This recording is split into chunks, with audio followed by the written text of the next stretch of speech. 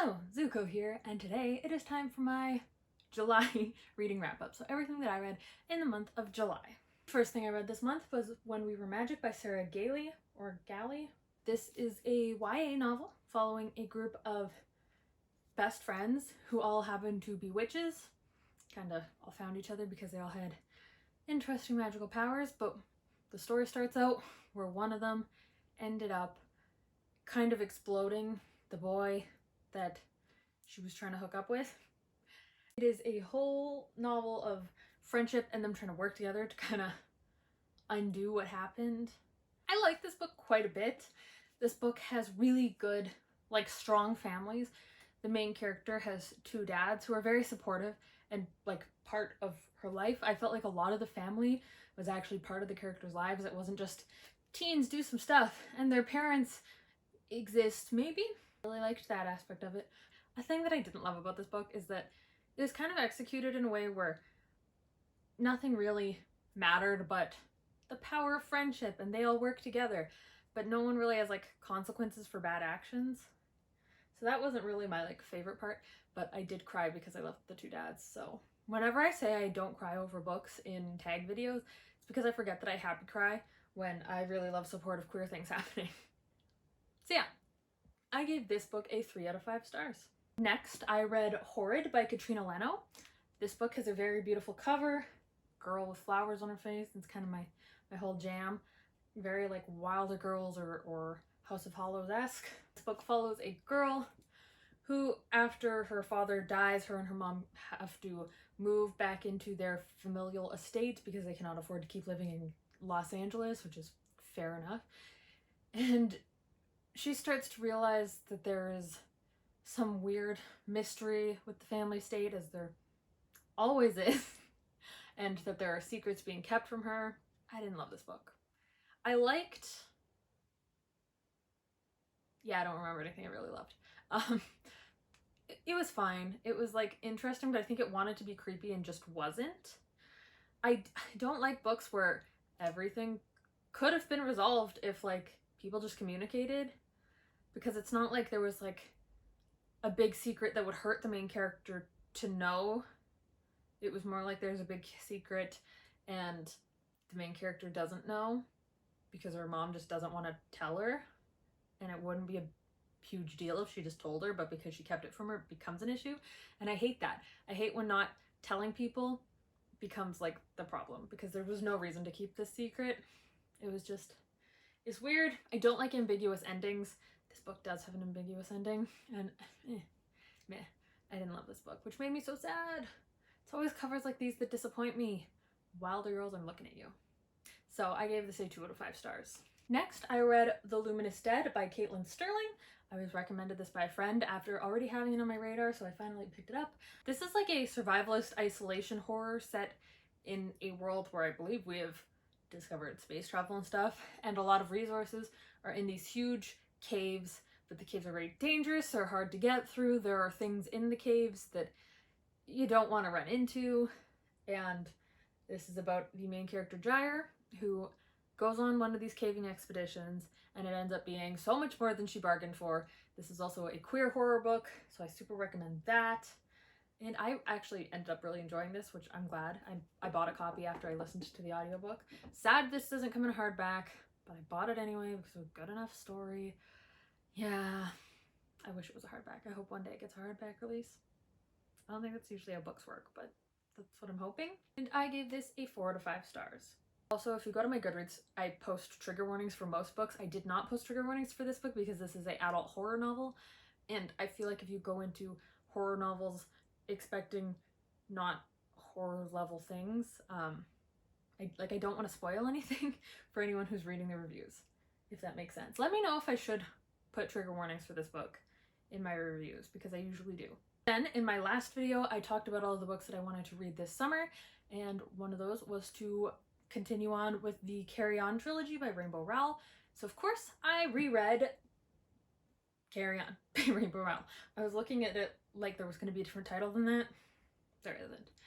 I actually went out and rebought this beautiful floppy paperback because I had given my floppy paperback to someone else who I'm not in contact with anymore, and I realized I didn't want to like read from my nice hardback copy when I know how beautiful and just floppy this paperback is. This is such a good reading experience, and I love this book, so I don't mind having multiple copies. Yeah, I first read this in 2017, and I gave it 5 stars. I reread this a couple weeks ago, a week ago, 2 weeks ago, and I gave it 5 stars. I love this book. This is like a queer reimagining, I guess, of a Harry Potter-esque story, except it's diverse and queer, and I love it. I love these books. These books make me so happy. Okay, now here's a funny thing. I said those books make me so happy, but the next book I read was Wayward Son by Rainbow Rowell, and I think that if I wasn't binging the entire trilogy, like if I read this when it came out, I'm not sure I would have continued on with the series, because this book felt so different in a way that I did not like from the first book. It lost the setting changed, the characters' personalities kind of felt like they were changing in a way I wasn't a fan of, the dynamics I didn't love, and it was just not my favorite thing. This book also suffered from a lot of lack of communication, which I don't love. So I gave this book like a 3.5 if I'm being real generous stars, and I read it really fast, but I just didn't love it. Like, this one's set in America, they go on a road trip, it's stressful. I'm mostly stressed reading this book, and I didn't like the America setting. It kind of sucked to me. But yeah. And of course, I read Anyway the Wind Blows by Rainbow Rowell, the 3rd book in the Simon Snow series, and this redeemed everything for me. I saw a review before this book had come out being like, this better put Simon and Baz's relationship in rice to see if it can fix things. And this book did that. I believe Rainbow Rowell said that this book is an ending about endings, and if you go in expecting something different, you might be disappointed.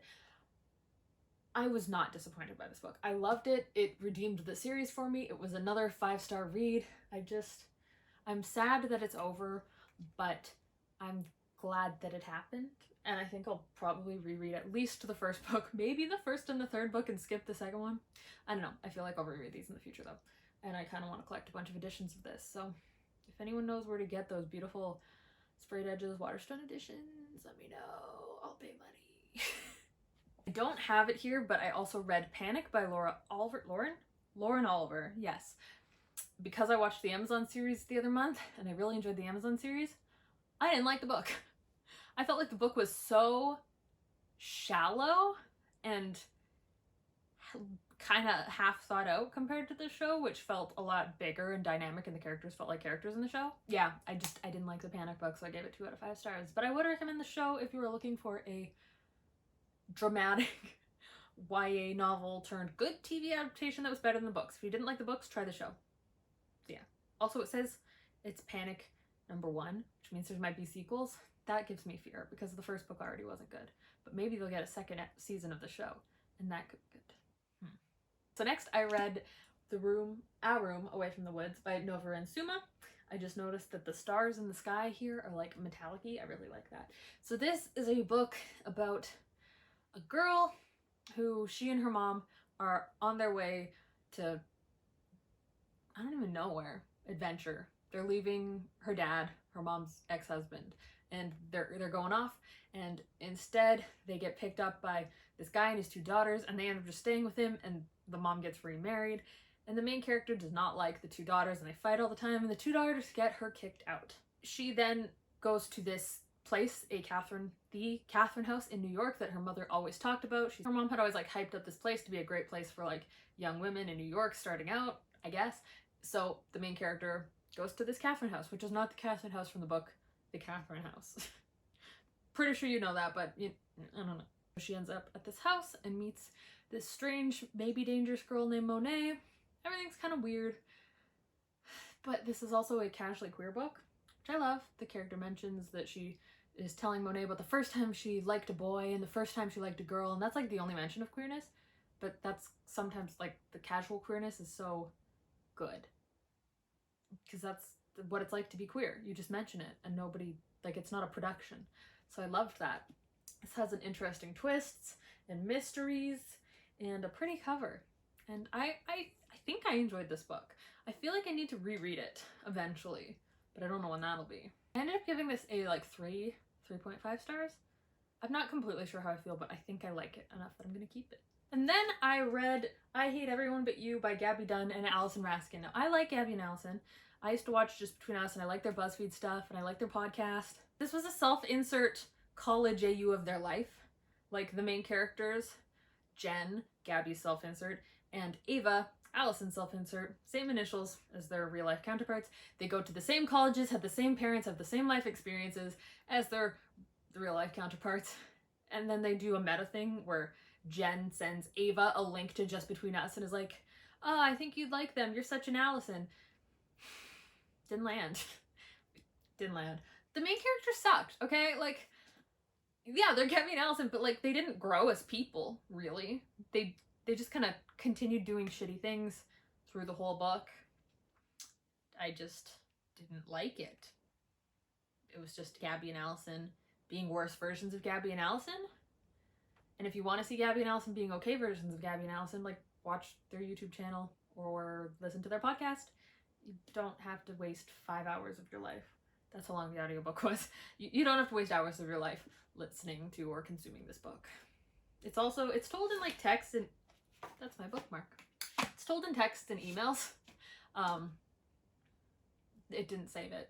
Making it shorter didn't make it better. Next we're on to my DNFs, which start off with Please Send Help, the sequel to I Hate Everyone But You by Gaby Dunn and Allison Raskin. This book takes place 4 years later than the first book, and the characters have developed to zero. They still suck. I couldn't do it. I just couldn't do it again.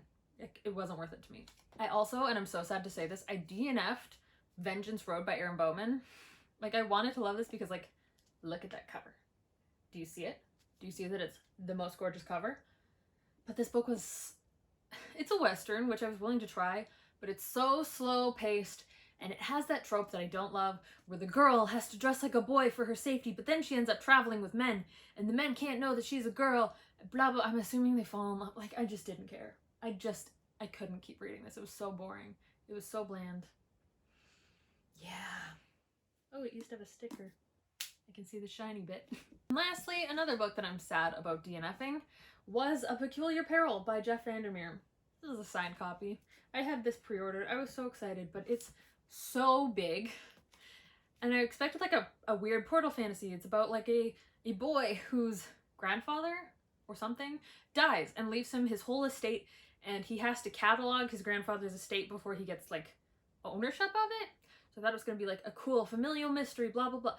But then there's a B plot, or like a secondary main character from perspective. I believe it's Aleister Crowley on an alternate universe Earth with the animated head of Napoleon Bonaparte.